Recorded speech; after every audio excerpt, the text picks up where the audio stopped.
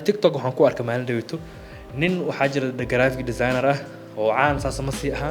aad loo ma yaqaan laakiin si uu customers ku helo ama dadku isku baro TikTok buu furtay kaliya mobilkiisa u isticmaalaya uu baxaya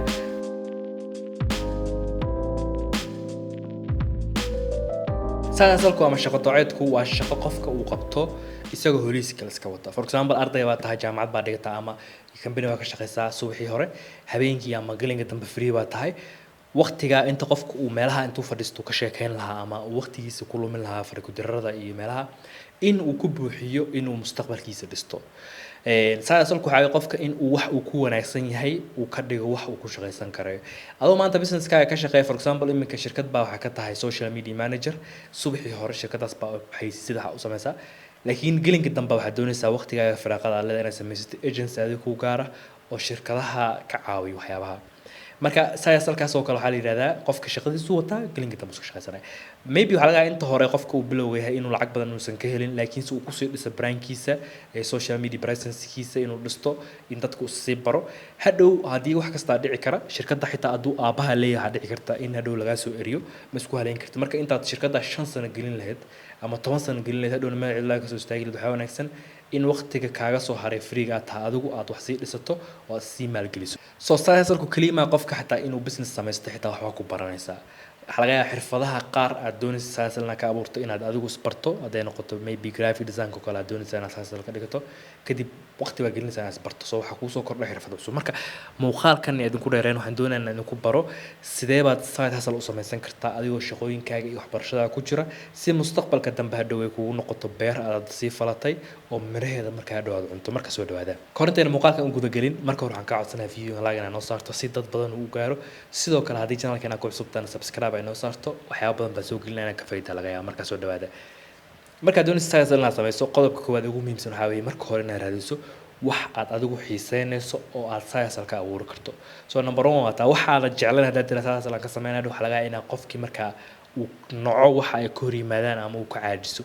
marka waxaad xiiseynayso marka hore raadi maxaa ku fiican taadi maxaa wax ka sameyn kartaa so no matter waxa ay yihiin wax waa ka qaban kartaa hatta data wax mala yaani laakiin saada ku wanaagsan tahay hadii waqti badan aad geliso hadhow wax ka abuuri kartaa marka salkaaga waa inuu noqdaa number 1 waxaad xiiseynayso oo aad baran karto ama aad taqaano ama aan ka caajisayn marka hore oo ay ku noqoto wax fan ah oo ku baashaalayso number 2 shaqo doceedkaaga marka aad samayso ama aad marka hore aad diyaariso waa in dadka isbartaa soo dadku kuma yaqaanaan miskiin yar oo caad ay gelin horena shirkad yar u shaqeeya gelinka dambana gurigiisa iska dhex jooga wax samaysana marka waa inaad dadka isbartaa oo value marka aad hayso dadka ay gaarsiisa marka siyaabo badan baad sameyn kartaa waxa sameyn kartaa dadka inaad isbarto soo qaababka ugu fiican anigu waan arkay dadka saasal iska leeyahay dadka isku baran waxa kamid ah adduunka imika wuxuu noqday hal qol dadku dhan qolba ku wada jiraan dadkii inaad isbarto way fududahay number 1 waxa u baahan tahay inaad samaysato qaab dadka u gaarsiin karta aqoontaada so for example baan siinay hada TikTok waxaan ku arkay maalin dhaweyto nin waxaa jira graphic designer ah oo caan saas ma sii aha aad loo ma yaqaan laakiin si uu customers u helo ama dadku isku baro TikTok buu furtay kaliya mobilkiisa u isticmaalaya uu baxaya magaalada uu joogo dhex wareegaya wuxuu soo raadinayaa meel ama maqaayad ama dukaan inuu iska aan awood badan lahayn oo iska yar kadib dukaankaas wuxuu arkayaa boardkiisa inuu foolxun yahay ama loogadooda inay foolxun tahay uu soo qaadaya sawir ka soo qaadaya loogadii buu gurigiisa keenaya kadib looga cusub u dhisaan garanaya ka bacdi uu meeshii u geenaya uu ka bedelaya loogada ama sign board yar oo meel lagu soo dhisto soo fujinaya uu soo sawirnaa kadib mid kale uu sameynaya marka waxa sameyn kartaa example ka yardaan siiyo magaalada aad joogtid waxa sameyn kartaa salka gelinka dambe marka firaaqada leedahay magaalada xaafadaha waliba laga yaqaan ka bilaw dukaamada tag inta badan dukaamadeena waxay sameeyaan kuwa small businesses-ka logooyin ay Google ka soo qaateen ama magac un baa saga qoran waxay ku tiraa looga idin sameynaya free ama ha u sheegin xitaa u soo sameey kadib tus ha isticmaalaan hadana business-ka ku intaan waxa sameeyay document ku sameey video ka dub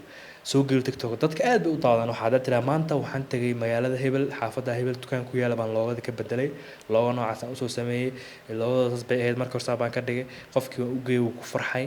dadku way jecel yihiin qisooyin noocaas marka presence-kaaga online ka dhismay hadhow waxa dhici doonto marka dad waaweyn ay kula soo xiriiraan ay arkaan shaqadii ay qabatay dhaaniyo inagana noo sameey